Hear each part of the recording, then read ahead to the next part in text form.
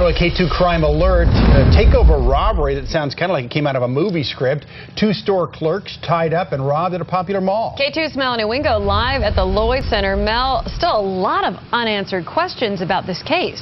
Yes, for sure. We do know, though, that this Ross Dress for Less was robbed after hours. The mall closes at 9, but all of this happened just after 10 o'clock last night. Here's some video of the scene shortly after the robbery happened.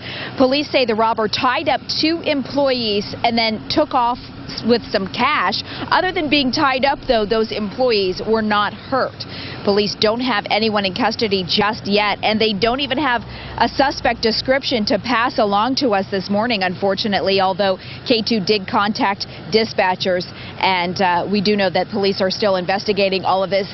This robbery does come less than 2 months after another scary situation here at the Lloyd Center when a couple people got into a fight and then gunfire was exchanged. So you know that the folks here at the Lloyd Center really want to figure out exactly how all of this happened, and we do expect to hear more about it a little bit later today, whether police have a suspect and whether there's any surveillance video from inside.